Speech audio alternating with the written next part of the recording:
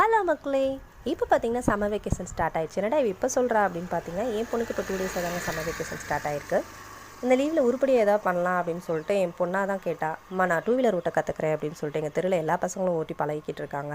சரி ஓகே, யூஸ்ஃபுல்லான விஷயந்தான் அப்படின்னு சொல்லிட்டு, சரி ஓகே பழகு அப்படின்ட்டு நேற்று தாங்க எடுத்து வண்டியை ஓட்டினா உடனே பழகிட்டா. நல்லா சைக்கிள் நல்லா ஓட்டுவா, அதனால் அதை வச்சு ஈஸியாக பழகிட்டா அவள்.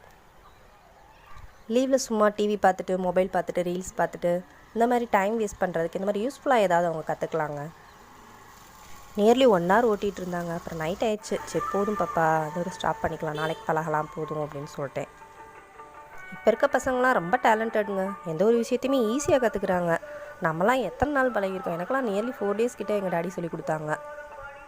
என்ன இனிமேல் ஸ்கூட்டி கீயை தாங்க பத்திரமா ஒழிச்சிக்கணும் இவங்ககிட்ட இருந்து. எப்போ வேணால் எடுத்து ஓட்டுறேன்னு ட்ரை பண்ணி ஏதாவது ஒன்று பண்ணிட்டாங்கன்னா போச்சு. ஸோ அதுலேயும் நம்ம கொஞ்சம் கவனமாக இருக்கணும். Okay bye.